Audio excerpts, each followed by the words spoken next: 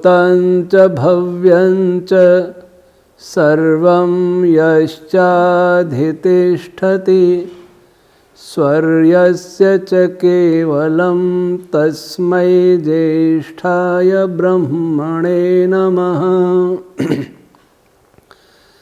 ॐ अग्निमीळे पुरोहितं यज्ञस्य देवमृत्विजं होतारं रत्नधातमम्।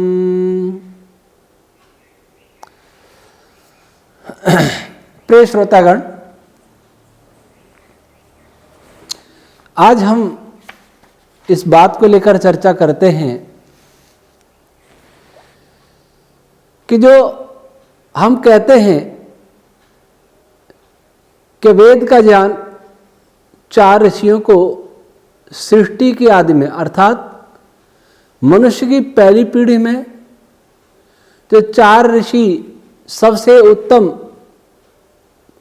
कोटि के भूमि से उत्पन्न हुए थे, उन्होंने ब्रह्मांड से वैदिक छंदों का ग्रहण किया समाधि अवस्था में और उन छंदों का, उन मंत्रों का अर्थ जनाया परमात्मा ने। तो सबसे पहले कौन सा मंत्र ग्रहण किया? कौन सा मंत्र पहले मनुष्य के ज्ञान में आना सबसे अधिक प्रासंगिक था, इस बात पर विचार करते हैं। वैसे यह निर्विवाद है कि चारों वेद, ऋग्वेद, यजुर्वेद, सामवेद, अथर्ववेद, इन चारों वेदों का ज्ञान चार ऋषियों को एक साथ हुआ। फिर भी ऋग्वेद सबसे बड़ा है मंत्र संख्या की दृष्टि से, और उसका पहला मंत्र अग्निमीळे पुरोहितम, ये पहला मंत्र है। तो ये विचार करते हैं कि पहला मंत्र यही क्यों है, दूसरे मंत्र पहले क्यों नहीं? क्या इस मंत्र में कुछ विशेषता है, या अशोक वन का न्याय से ही ये मंत्र पहला है? अशोक वन का न्याय, ये कि दूसरा मंत्र होता तब भी यह प्रश्न उठता है कि यही पहला क्यों है, और कोई मंत्र होता तो उस पर भी ये प्रश्न उठता कि यही पहला क्यों है। ऐसी बात नहीं। वास्तव में जो पहला मंत्र है उसमें एक ऐसी विशेषता होनी चाहिए जो मनुष्य को सबसे पहले, जिसके बारे में मनुष्य को सबसे पहले जानकारी होना अनिवार्य था। कल्पना करें, इस पृथ्वी पर सभी वनस्पति और प्राणियों की उत्पत्ति के पश्चात भूमि से युवावस्था में अनेक स्त्री और पुरुषों की उत्पत्ति हुई है, और उन्होंने उत्पन्न होते ही इस पृथ्वी पर अनेक जानवरों को देखा, वनस्पतियों को देखा, इस पृथ्वी, जल आदि को देखा, आसमान में चमकते हुए तारों को देखा, उगते हुए सूर्य को देखा, तेजस्वी सूर्य को देखा, चंद्रमा को देखा। तो देख करके उस मनुष्य के मन में क्या विचार आया होगा? आज बालक जब माता के गर्भ से जन्मता है तो वह बहुत छोटा होता है, शिशु होता है, वह बोल तो बिल्कुल नहीं सकता, समझता, संस्कार बनाता है कुछ, लेकिन बोल बिल्कुल नहीं सकता और बहुत समझ भी नहीं सकता। वो संस्कार बनते हैं, लेकिन कल्पना कीजिए कि युवा जोड़े, युवा मनुष्य जब पृथ्वी पर आया तो उसने इस विचित्र संसार को देखा जो उसने पहले नहीं देखा था। पहले देखा होगा पूर्व सृष्टि में। तो उस समय मनुष्य को सीखने के लिए क्या मिला? आज तो माता पिता सिखाते हैं, धीरे धीरे बड़े भाई सिखाते हैं, और कोई बड़े परिवार में बड़े होते वो सिखाते हैं, फिर विद्यालय में सीखता है। लेकिन उनसे कोई बड़ा नहीं था। उस पहली पीढ़ी में जन्मे हुए मनुष्यों से कोई बड़ा नहीं था, उनके माता पिता नहीं थे। तब वो किसने से, और भाई बहन थे तो वे भी उन्हीं जैसे थे। तो ऐसी स्थिति में जो उन्होंने छंदों का ग्रहण किया, छंद रश्मियों का ग्रहण किया, उसमें पहली छंद रश्मि का जो ग्रहण हुआ और उसका जो अर्थ जाना, तो परमात्मा ने कौन सी छंद रश्मि का ग्रहण पहले कराया और उसका क्या अर्थ बताया, इस पर विचार करते हैं। तो अग्निमीणे पुरोहितम, यह पहला मंत्र था। इस मंत्र पर विचार करते हैं कि इस मंत्र की क्या विशेषता है। इस मंत्र का ऋषि है मधुच्छंदा। जैसा कि हम अपनी वैदिक रश्मि थ्योरी में अनेकत्र बतला चुके हैं कि वेद मंत्रों के ऊपर जो ऋषियों के नाम हैं वो एक तो स्मरण के लिए, उपकार के लिए, जिन ऋषियों ने उस मंत्र का सबसे पहले विशेष रूप से जिस अनुसंधान किया जिस पर और उसका प्रचार किया, उपकार के लिए या स्मरण के लिए उन ऋषियों का नाम वहां अंकित किया गया परंपरा से। लेकिन उन ऋषि ने भी वह नाम कैसे रखा, उनको नाम कहां से मिला?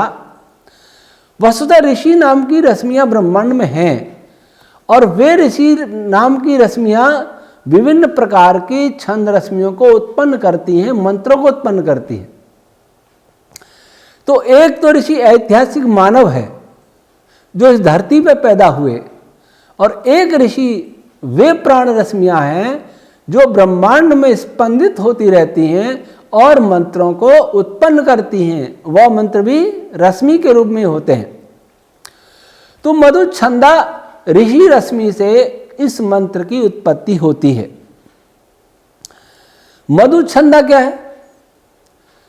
शतपथ ब्राह्मण कहता है प्राणो वै मधु, और मधु धमतेर विपरीतस्य अनिरुक्त छंद धमति अर्चति कर्मा गति कर्मा वध कर्मा, अर्थात एक ऐसी प्राण रश्मि जो प्रकाश युक्त होती हुई गमन करती है और किसी भी बाधक पदार्थ को, दो कणों का संयोग हो रहा है तो वहां कोई भी पदार्थ जो बाधा डाल रहा है उसको नष्ट करती है। उस प्राण रश्मि से जो आच्छादित होती है उस रश्मि से यह छंद रश्मि पैदा होती है। अर्थात एक ऐसी प्राण रश्मि जो प्रकाश युक्त होकर के गमन करती है और किसी बाधक पदार्थ को नष्ट करती है, उससे आच्छादित होती है, उस रश्मि से यह छंद रश्मि उत्पन्न होती है। इसका देवता है अग्नि और छंद गायत्री। इसलिए इसके देवता के प्रभाव से और छंद के प्रभाव से क्या होगा? अग्नि बलवान होगा, अग्नि तेजस्वी होगा। इस मंत्र के छंद और देवता के प्रभाव से यह परिणाम दिखेगा इस सृष्टि में। अब इस मंत्र के आदिदैविक भाष्य पर आते हैं। आदिदैविक साधारण भाषा में कहें तो वैज्ञानिक अर्थ। तो एक एक पद को लेंगे। सबसे पहले हम यज्ञस्य को लेंगे। यज्ञस्य, यज्ञ क्या है? देव पूजा संगतिकरण दान, जिसमें विभिन्न देव पदार्थों, प्रकाशित कणों, विकिरणों, प्राण छंद आदि रश्मियों, इनकी पूजा होती है, अर्थात इनका उचित उपयोग होता है, इनमें संगतिकरण होता है, इनका कॉम्बिनेशन होता है, इनका दान और विसर्जन होता है, मिलना और अलग होना, ये क्रिया होती हैं, उसको कहते हैं यज्ञ। और संपूर्ण सृष्टि में ये क्रियाएं हो रही है। ये क्रियाएं नहीं होंगी तो सृष्टि की उत्पत्ति हो ही नहीं सकती। ये क्रिया नहीं होंगी, प्राण छंदादि रश्मियों में संयोग वियोग की क्रिया नहीं होगी, तो संसार में कोई भी पार्टिकल नहीं बन सकता, कोई भी क्वांटा नहीं बन सकता, आकाश स्पेस भी नहीं बन सकता। तो इसलिए, और फिर उन पार्टिकल्स और फोटॉन्स के बीच में जब क्रिया होगी, कॉम्बिनेशन होगा, तो फिर दूसरे पार्टिकल बनेंगे, बड़े पार्टिकल बनेंगे, धीरे धीरे धीरे धीरे बहुत सारे लुकांतर बने। इसलिए ये संयोग वियोग से सृष्टि बनती है, इसलिए संपूर्ण सृष्टि को भी यज्ञ कहते हैं। तो इस सृष्टि यज्ञ का हवन कुंड में भी देखें तो क्या होता है, आहुति डालते हैं, बहुत सारी सामग्री जुटाते हैं, एकत्र करते हैं, होमते हैं, होमने के बाद सामग्री सूक्ष्म कणों में, सूक्ष्म गैसों में परिवर्तित होकर बाहर चली जाती है। अर्थात बहुत से पदार्थ इकट्ठे किए, इकट्ठे करके उनका दहन किया और दहन से दूसरा पदार्थ बन गया। ऐसे ही प्रकृति और उसके बाद अन्य पदार्थों के उत्पन्न होने और उनके तपने, उनके दहन होने अर्थात अथवा उनके संगत होने से यह सृष्टि बन गई। इसलिए सृष्टि का नाम है यज्ञ। अब इस यज्ञ का, यज्ञ से यज्ञ का क्या, अग्निम। अग्नि किसको कहते हैं? अग्निम ईडे, अग्निम ईडे। तो अग्नि किसको कहेंगे? महर्षि व्यास कहते हैं अग्नि कस्मात् अग्रणीर भवति अग्रम यज्ञेषु प्रणीयते अंगम नयति सन नममानः। और महर्षि अत्रे महिदास लिखते हैं अत्रे ब्राह्मण में, अग्निर्वै देवानाम वसिष्ठः। महर्षि याज्ञवल्क्य कहते हैं शतपथ में, अग्निर्वै देवानाम मुखम प्रजनयेता स प्रजापति। और फिर कहते हैं महर्षि याज्ञवल्क्य, वाग एव अग्नि, मन एव अग्नि, अग्नि एव ब्रह्मा, आत्मैव आत्मा एव अग्नि। इनसे क्या सिद्ध होता है कि अग्नि इस सृष्टि में विभिन्न पदार्थों का नाम है। जिस जिस चरण से हम सृष्टि की व्याख्या करेंगे उस चरण में अग्नि शब्द का पृथक पृथक अर्थ होता है। जब प्रकृति से हम सृष्टि की व्याख्या करेंगे, सृष्टि कैसे बनी, तो वहां अग्नि कौन है? अग्रम यज्ञेषु प्रणीयते अग्रणीर भवति अंगम नयति सन नममानः। कौन है? अग्निर्वै देवानाम, वहां अग्नि है ओम, परा ओम रश्मि। इस सृष्टि यज्ञ को प्रारंभ करने के लिए प्रकृति में सबसे पहले कौन सा अग्नि लाया जाता है? परा ओम रश्मि, वाग। और दूसरे चरण में वो परा ओम रश्मि से क्या बना? महत अहंकार बना और मन बना। तो अग्नि का दूसरा अर्थ मनस तत्व से अगर सृष्टि की व्याख्या करना शुरू करेंगे तो वहां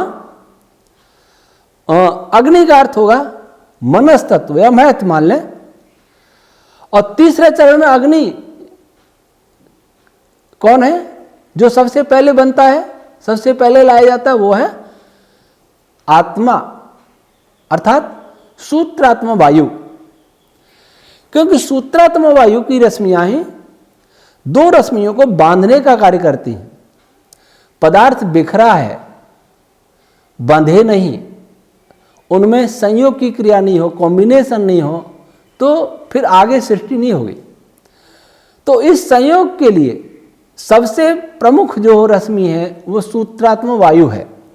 तो तीसरे चरण में अग्नि का अर्थ होता है सूत्रात्मक वायु, और चौथे चरण में अग्नि का चौथा अर्थ है प्राण, और पांचवा अर्थ है बल।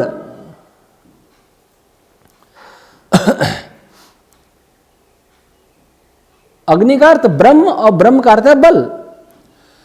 तो प्राण और बल ये सभी पदार्थ विभिन्न सूक्ष्म पदार्थों को उत्पन्न करने और बसाने में श्रेष्ठ होते हैं, इसलिए इनको वशिष्ठ कहा जाता है। तो अग्नि के कौन कौन से अर्थ हुए? पहला अर्थ पराओम रश्मि, दूसरा अर्थ महत अहंकार अथवा मन, तीसरा अग्नि सूत्रात्मक वायु, चौथा अग्नि उससे बना वो प्राण, प्राथमिक प्राण रश्मि है, और पांचवा बल, बल गुण है। और फिर दो पदार्थ और हैं स्थूल में ले तो विद्युत और ऊष्मा। अगर विद्युत आवेश नहीं है, ध्यान रखें द्रव्यमान भी आवेश, उसको ग्रेविटेशनल चार्ज के नाम से वर्तमान वैज्ञानिक कहते हैं, तो वो भी एक प्रकार का विद्युत का रूप है। हमने वेद विज्ञान आलोक में अनेकत्र लिखा है कि गुरुत्व बल भी एक प्रकार का विद्युत बल ही है, वो भी एक प्रकार की विद्युत है, और उसका विद्युत का नाम भी हमने दिया है। वैकुंठ इंद्र से गुरुत्व बल उत्पन्न होता है। और सातवां फिर अर्थ हो गया अग्नि का ऊष्मा, जो अग्नि से सीधा, हम अग्नि से अर्थ ऊष्मा ही लेते हैं। विद्युत चार्ज, ग्रेविटेशनल चार्ज, इसके बिना भी संसार में किसी भी पदार्थ की उत्पत्ति नहीं हो सकती। किसी पदार्थ की माने तो इनसे आगे के पदार्थों की उत्पत्ति। सूत्रात्मक वायु, मन आदि के लिए इसकी आवश्यकता नहीं है, प्राण आदि के लिए। विद्युत और ऊष्मा तो इनसे उत्पन्न होती है, और ऊष्मा के अभाव में भी सृष्टि की उत्पत्ति नहीं हो सकती। तो अग्नि के ये अर्थ है। अब आगे अग्नि के इस मंत्र में विशेषण बताए हैं। अग्निम ईड़े पुरोहितम। कैसा अग्नि? पुरोहित रूप। पुरोहित किसको कहते हैं? महर्षि दयानंद जी ने इसकी ये निरुक्त, यह पुरस्ता सर्वम जगत दधाति छेदना धारण आकर्षण दि गुणाश्चापि तम पुरोहित पुर एनम दधति निरुक्त। और महर्षि जैमिनी ने कहा प्रथम पुरोहितमिति पुर एव वा एनम एतद् दधते यदग्निमा दधते। जिस पदार्थ को कोई पदार्थ अपने सम्मुख धारण करके सक्रिय होता है, बलवान होता है, क्रियाशील होता है, अथवा किसी कार्य को करने में समर्थ होता है, वह पदार्थ पुरोहित कहलाता है। कौन सा पदार्थ? जिसको किसी ने धारण किया है। तो वैसे ये अग्नि का विशेषण है पुरोहित। अब अग्नि के हमने पहले कई अर्थ किए, उन अर्थों के दृष्टि को, उन अर्थों की दृष्टि से हम विचार करते हैं कि वाक तत्व, ये वाक तत्व पुरोहित कैसे है? जब किसी भी रश्मि के मध्य कोई क्रिया होती है तो जो क्रिया का अंतिम जो सूक्ष्म भाग है वह कहां तक है? अच्छा पहुंच है, वो ओम रश्मि तक है। ऐसा कभी संभव नहीं। मेरे दो हाथ मिले, इनके बीच में जो बल ने कार्य किया, पॉजिटिव नेगेटिव, ये पॉजिटिव नेगेटिव इनके बीच में बल ने कार्य किया, अथवा ये गुरुत्व बल ने कार्य किया, इन सब बलों के पीछे जो रश्मियों का बल है, उससे स्थूल चार्ज का बल है, और रश्मियों के से सूक्ष्म बल है वो और सूक्ष्म रश्मियों का बल है, और सबसे सूक्ष्म बल है, सबसे सूक्ष्म है वो ओम, पराओम। तो जैसे ये हाथ मिले तो हमें दिखा ऐसा दिखाई दे रहा है कि दोनों हाथ एक दूसरे को छू रहे हैं। वास्तव में ऐसा नहीं होता। सृष्टि के कोई भी दो पदार्थ कभी एक दूसरे को पूरी तरह स्पर्श नहीं कर सकते, नितांत स्पर्श नहीं कर सकते। क्या स्पर्श करता है? इसमें से निकलने वाली कुछ रश्मियां इसमें से निकलने वाली कुछ रश्मियों के पास आती हैं, वो भी स्पर्श नहीं कर सकती। वैसे हमें लगेगा वो स्पर्श कर रही हैं, हालांकि हम उनको देख नहीं सकते, लेकिन जो अंतिम जो सबसे निकट जो पदार्थ आता है, इस पदार्थ का सबसे निकट जो होते हैं उसका नाम है ओम रश्मि। तो इस प्रकार से जो वाक तत्व है, ओम रश्मि है, वह पुरोहित का कार्य करती है। इस सृष्टि में जहां भी बल है, जहां भी क्रिया है, जहां भी प्रकाश है, जहां भी ऊष्मा है, जहां भी चुंबक है, जहां भी विद्युत है, वहां सर्वत्र ओम रश्मि होगी, सबसे आगे ओम रश्मि होगी, इसलिए वह भी पुरोहित है। दूसरा, उसके बाद मन, वैसे और रश्मियां भी हैं, पर उसके बाद मन, अहंकार नहीं, वो अहंकार और महत, इसको हम मन, अहंकार और महत तीनों को एक साथ ले लेते हैं। इनमें सबसे अंतिम स्थिति मन की है, और मन में ही फिर सारी रश्मियां उत्पन्न होती हैं। परा ओम रश्मि, परा रश्मियां अहंकार में भी होती हैं, महत में भी होती हैं, प्रकृति में होती हैं, लेकिन मन से फिर पश्चंती रश्मियां उत्पन्न होने लगती हैं, मंत्र आदि, दूसरे प्राण आदि उत्पन्न होने लगते हैं। तो फिर अगला है मन। तो जहां भी दो पदार्थ मिलेंगे, दो पदार्थ क्रिया करेंगे, वहां दूसरा जो पुरोहित का कार्य करेगा, दूसरा जो बीच में आएगा, सबसे निकट आएगा, वो क्या है? मन। और मन और वाक, इन दोनों का मिथुन अनिवार्य है। इन दोनों के मिले बिना कभी भी आगे सृष्टि नहीं हो सकती। अब अगला पुरोहित कौन है? आत्मा, सूत्रात्मा। एक पदार्थ में से दूसरे पदार्थ में जब दोनों के मध्य आकर्षण होता है और दोनों के मध्य दोनों ओर से जब रश्मियां आती हैं, तो उसमें से कुछ रश्मियां ऐसी आती हैं जालनुमा, शाखा प्रशाखा आगे आगे चल के बढ़ती जाती हैं, वो बांधने का कार्य करती हैं। वो कौन सी रश्मियां होती हैं? सूत्रात्मवायु रश्मियां।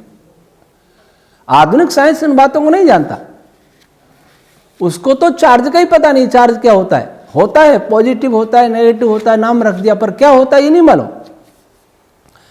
तो वो बांधने का कार्य करती हैं, वो पुरोहित का काम करती हैं, वो है सूत्रात्म वायु। और उसके बाद उसे स्थूल कौन है? प्राण रश्मियां, प्राण अपान व्यान आदि, ये रश्मियां प्राण अपान व्यान उदान नाग समन नाग कूर्म कृकल देवदत्त धनंजय, ये 10 रश्मियां। और उसके बाद उससे स्थूल क्या है? विद्युत आवेश, धनावेश, ऋणावेश, इनके फील्ड, ये पुरोहित का कार्य करते हैं। और ऊष्मा, अत्यंत शीतलता में, अनंत शीतलता में पदार्थों में क्रिया नहीं हो सकती, पदार्थों में गति नहीं हो सकती। और फिर ये इस कारण अंतिम जो पुरोहित है वो ऊष्मा है। तो अग्नि का एक विशेषण पुरोहित है, और एक है अगला है फिर देवम, अग्नि देव है। देव के लिए महर्षि यास्क ने कहा, देवो दानाद्वा दीपनाद्वा द्योतनाद्वा द्युस्थानो भवतीति वा। अर्थात जो पदार्थ बल आदि का देने वाला, स्वयं प्रकाशित और दूसरों को प्रकाशित करने वाला द्यू स्थानीय होता है, जो द्यू में रहता है। यह द्यू क्या है? देव के विषय में ऋषियों ने कहा, महर्षि जैमिनी ने कहा, वाग इति देव, वाक ओम रश्मि ही देव है। प्राण वै दिव, महर्षि याज्ञवल्क्य ने कहा, प्राण ही देव है। आप वै देव हो, देव एवं आत्मा ऐन्द्रिय देव हो। प्रकरण के अनुसार इसके अलग अलग अर्थ हो जाएंगे। तो अग्निवाची जो पदार्थ हैं वो सबके साथ घट सकते हैं। कैसे? ओम रश्मि है अग्नि, वो द्यू स्थानी कैसे है? वो द्यू रूपी परमात्मा में विद्यमान है। वो पराओम रश्मि कहाँ रहती है? परमात्मा में विद्यमान है। सूत्रात्मक वायु कहाँ रहती है? वो ओम रश्मि में विद्यमान है। मन कहाँ रहता है? ओम रश्मि और परमात्मा में विद्यमान है। प्राण रश्मियाँ कहाँ रहती है? सूत्रात्मक वायु में विद्यमान है। और विद्युत किस में रहती है? वो प्राण रश्मि में विद्यमान है। और ऊष्मा किस में रहती है? वो विद्युत में विद्यमान है। इस कारण ये सभी पदार्थ देव भी कहलाते हैं। स्वयं प्रकाशित होते, दूसरों को प्रकाशित करते, स्वयं क्रियाशील होते, दूसरों को क्रियाशील कहते, स्वयं अपने से स्थूल पदार्थों को नियंत्रित रखते और स्वयं अपने से सूक्ष्म पदार्थों के द्वारा नियंत्रित होते। इस कारण ये देव कहलाते हैं। अब अगला विशेषण क्या दिया अग्नि का? ऋत्विजम। ऋत्विक कस्मात ईरण ऋग यष्टा भवती शाकपूर्णी ऋतुयाजी भवती वा निरुक्त। सभी पदार्थ निरुक्त ऋत्विक कहलाते। क्यों? कि अग्रिम चरण के पदार्थों को ये प्रेरित करने वाले हैं। जैसे ओम रश्मि बनी, तो ओम से जो अग्रिम पदार्थ बना, क्या बना? महत तत्व, उसको ये प्रेरित करेगी। महत तत्व अहंकार को प्रेरित करेगा, अहंकार मनस तत्व को प्रेरित करेगा, मनस तत्व प्राण तत्व को प्रेरित करेगा, प्राण तत्व आगे विद्युत को प्रेरित करेगा। इस प्रकार से ये प्रेरक तत्व सापेक्ष रूप से होते हैं। तो अग्नि, ये सभी अग्निवाची पदार्थ जो अभी बताए, ओम है, मन है, प्राण है, सूत्रात्मक वायु है, विद्युत है, ऊष्मा, ये सभी क्रमशः अपने अपने से स्थूल पदार्थों को प्रेरित करने वाले से वो क्या कहते हैं? ऋत्विक। और ये जब भी कोई क्रिया होती है तो जिस भी ऋत्विज पदार्थ की आवश्यकता होती है वह पदार्थ प्रकट हो जाता है। और प्रकट होने के पीछे एक ज्ञान स्वरूप, चेतन स्वरूप सत्ता की भूमिका होती है।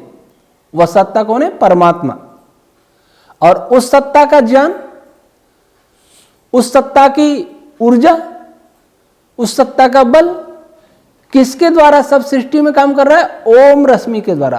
परा ओम रश्मि में ज्ञान भी है, बल भी है, क्रिया भी है। अब उस अग्नि का अगला विशेषण आया होतारम। होतारम वातारम। आत्मा वै यज्ञ से होता कौशितकी ब्राह्मण, वाग वै होता कौशितकी ब्राह्मण, मनो होता तैतरी ब्राह्मण, प्राण होता ऐतरे ब्राह्मण, क्षत्रम वै होता ऐतरे ब्राह्मण। तो जो अग्निवाची पदार्थ आए वे सभी होता रूप भी होते हैं, क्योंकि ये सभी पदार्थ अन्य पदार्थों को अपनी ओर आकृष्ट करते हैं, अपनी ओर आकृष्ट करते हैं और उनको संयोग वियोग का व्यापार उनमें प्रारंभ करते हैं।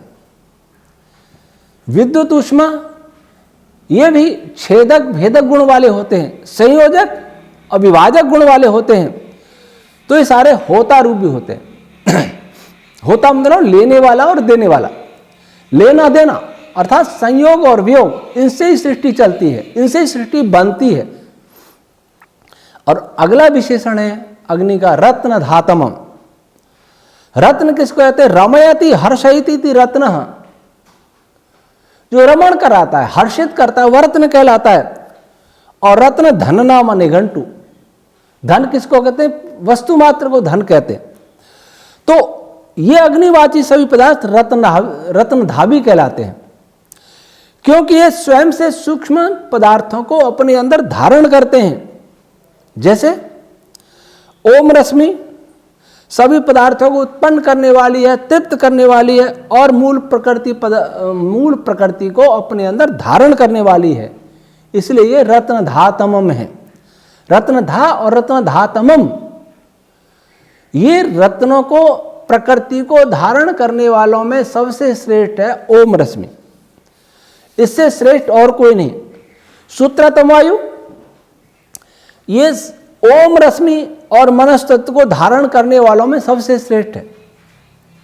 ओम रश्मि को तो हमारे शरीर, हमारी कोशिकाएं, हमारे टिश्यूज, मांसपेशियां सब धारण कर रहे हैं, लेकिन उस धारण करने वालों में जो सबसे श्रेष्ठ है, सबसे निकट है ओम के, वो है सूत्रात्म वायु, इसलिए वह भी रत्न धातुमम है।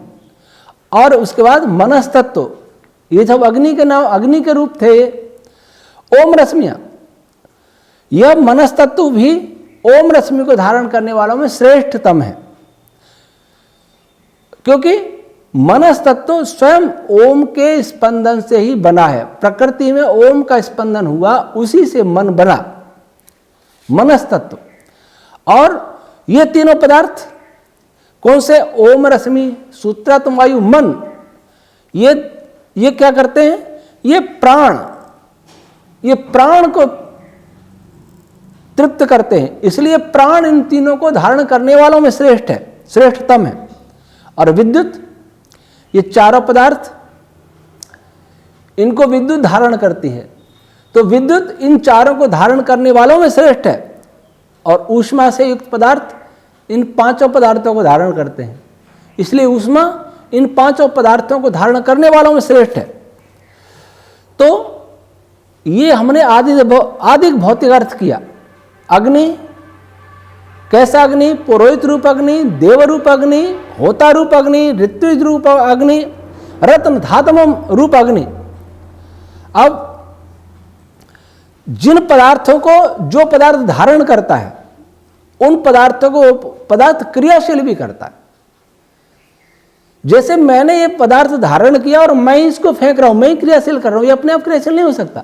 वैसे ही जो पदार्थ जिसको धारण करता है, वह धारण किया हुआ पदार्थ उसको क्रियाशील भी करता है, धारण किया हुआ पदार्थ। फिर लिखता है ईडे, मैं स्तुवे याचे अधिच्छामि प्रेरयानि वा, मैं प्रेरणा करता हूं। कौन कह रहा है यहां? ईश्वर नहीं कह रहा। कौन कह रहा है? इस मंत्र का ऋषि कह रहा है, मधुच्छंदा ऋषि। मधुच्छंदा जो एक विशेष प्रकार की प्राण रश्मि थी, वो कह रही है, ये समझाने की बात है। अर्थात वह मधुच्छंदा ऋषि इस अग्नि के ये जितने रूप हैं, उन रूपों से मधुच्छंदा ऋषि प्राण रश्मि विभूषित होती है, और मैं उनको प्रकाशित करता हूं, आकर्षित करने की बार बार इच्छा करता हूं। अर्थात वह ऋषि इस अग्निवाची सभी पदार्थों को प्रकाशित करती है। अब यहां प्रश्न उठेगा, क्या ओम को भी प्रकाशित करती है? नहीं, ओम को प्रकाशित नहीं करती है, लेकिन बाद में जो सूक्ष्म तत्व हैं, जैसे ऊष्मा है, विद्युत है, इनको प्रकाशित करती है, इनको प्रेरित करती है। फिर कहेंगे कि फिर जो अग्नि के जो दूसरे सूक्ष्म रूप हैं, उसके लिए ईडे कैसे कहा? तो उसका यह अर्थ होगा कि उससे मैं आकर्षित करने की इच्छा करता हूं। ये प्राण रश्मि उन सूक्ष्म को आकर्षित करने की इच्छा करती है और अपने से स्थूल को प्रकाशित करने की इच्छा करती है, अर्थात करती है। तो मधुच्छंदा छंद रश्मि ओम रश्मि को, प्राण रश्मि को, मन को आकर्षित करती है, और विद्युत को, ऊष्मा को, इनको सबको वो प्रकाशित करती है, प्रेरित करती है, ताकि वे अधिक से अधिक कार्य कर सकें, वो सक्रिय होकर सृष्टि के कार्य में जुट जाए, अर्थात उनको एक्टिवेट करती है, उत्तेजित करती है। तो इस प्रकार से अग्नि के यहां पूरे शब्द से महर्षि ने अग्नि के 8 गुण बताए हैं। रूप, दाह, प्रकाश, वेग, छेदन, धारण, आकर्षण और प्रतिकर्षण। उन्होंने प्रतिकर्षण नहीं लिखा, आदि लिख दिया। ये 8 गुण अग्नि के होते हैं, और ये 8 गुण इस सृष्टि में सर्वत्र देखे जाते हैं। विद्युत के, ऊष्मा के, प्राणों के, छंद रश्मियों के, इन सब के 8 गुण हैं, इसलिए सभी अग्नि रूप हैं। तो परमात्मा ने जब मनुष्य आया तो उसने इस सृष्टि को देखा, उसको कोई बताने वाला नहीं था। तो इस मंत्र के माध्यम से यह सृष्टि का ये रहस्य बतलाया गया कि यह सृष्टि क्या है, कैसे चल रही है, कैसे इससे सूक्ष्म भाग, इसके घटक कैसे काम कर रहे हैं, ये इस मंत्र में बताया। और इसके 2 प्रकार के अर्थ महर्षि दयानंद जी ने किए हैं। एक तो आध्यात्मिक अर्थ किया है, एक भौतिक अर्थ किया। भौतिक आग को लेकर के, भौतिक आग जिसको फायर कहते हैं अंग्रेजी में, उसको लेकर अर्थ किया है। और उसको लेकर उन्होंने शिल्प विद्या, इंजीनियरिंग आदि, अर्थात ऊर्जा का उपयोग करके मनुष्य क्या क्या कर सकता है, करना चाहिए, बातें की हैं, तो उनको वहां पढ़ लेना चाहिए। आदि भौतिक और अर्थ आता है कि इस मंत्र से परमात्मा ने क्या व्यवहार सिखाया, वो संक्षेप में बता देते हैं। इस सृष्टि के संपूर्ण विज्ञान को जानने व प्रज्ञा को बढ़ाने वाले, सभी प्रकार के लौकिक व्यवहारों को जानने वाला अग्नि, वेद तथा संपूर्ण सृष्टि के विज्ञान व ब्रह्म को जानने वाले, संपूर्ण प्राण जगत का हित चिंतन करने वाले महाविद्वान पुरोहित, जो अपने सम्मुख आए किसी भी मनुष्य व प्राणी का हित संपादन करने में प्रवृत्त रहने वाला है, जो दिव्य गुण संपन्न, सदैव ईश्वर आज्ञा से अनुकूल मार्ग पर चलने वाला विद्वान है, जो सदैव सबके साथ संगति एवं सृष्टि के प्रत्येक पदार्थ का सर्वविध सर्वहित में उपयोग करने की भावना रखता हो, वह ऋत्विज होता, जो देने योग्य पदार्थों और उनके यथार्थ विज्ञान का दाता व लेने योग्य पदार्थों का गृहीता और सभी लोकोपकारक व्यवहारों को जानने व उन पर सदैव आचरणशील रत्नधात्मम, जो तीनों प्रकार के सुखों को प्रदान करने वाले पदार्थों को धारण करने वालों में श्रेष्ठ सर्वश्रेष्ठ हो, उस ऐसे महान पुरुष की खोज करो, उसे खोजने व जानने की इच्छा करो, और ऐसा पुरुष प्राप्त होने पर उसे संपूर्ण सृष्टि व लोक व्यवहारों को सीखने की याचना करो व सीखो। ये व्यवहार बताया है कि हे मनुष्यों, जो आपके अंदर से जो श्रेष्ठ हैं, अग्नि, वायु, आदित्य, अंगिरा 4 श्रेष्ठतम थे, इनसे आप व्यवहार को सीखो। इन चारों ने वैदिक मंत्रों का ग्रहण किया, चारों ने ब्रह्मा जी को पढ़ाया, किताब नहीं, यही ज्ञान दिया, किताब बाद में बनी, पुस्तकें। तो सभी मनुष्य उस ऐसे विद्वान से या ऐसे विद्वानों से उस वेद विद्या को सीखें। व्यवहार लोक में, संसार में कैसे रहना है, कैसे परस्पर व्यवहार करना है, क्या खाना है, क्या नहीं खाना है, कैसा आचरण करना है, ये सब उन विद्वानों से सीखें, ऐसा उपदेश इस मंत्र में किया गया है। और शेष अर्थ के लिए ऋषि दयानंद का भाष्य पढ़ सकते हैं। ये मंत्र, ये भाष्य मैंने ही किया है, और इसको पहले हम सोशल मीडिया के माध्यम से प्रचारित कर सकते हैं, कर दिए हैं, मिल जाएगा, हमारे वेबसाइट पर भी होगा, शायद यूट्यूब पर, फेसबुक पर। इसे और भी श्रोता इसको और ध्यान से पढ़ सकते हैं। तो एक मंत्र इतनी शिक्षा दे सकता है, ये मैंने संक्षेप में बताया। वैसे ही वेदों में सभी मंत्रों का इसी प्रकार से अर्थ हो, तो ऐसा ज्ञान का प्रकाश इस संसार में हो सकता है जो अन्य किसी ग्रंथ से नहीं हो सकता। इसलिए हम कहते हैं वेद ईश्वर की वाणी है, और वेद सृष्टि के आदि में दिया जाने वाला ज्ञान है। संसार की कोई पुस्तक ये दावा नहीं करती क्या उसका ज्ञान मनुष्य की उत्पत्ति के साथ आया, लेकिन हम ये दावा करते हैं कि ये ज्ञान मनुष्य की उत्पत्ति के साथ ही आया। यही नहीं, मंत्र तो मनुष्य की उत्पत्ति से पहले ही थे, पृथ्वी की उत्पत्ति से पहले ही थे, ब्रह्मांड में थे। इसको आप हमारी वैदिक रश्मि थ्योरी से समझें। आज इतना ही कि सबसे पहले हमें किस बात का ज्ञान हुआ। ओम शम।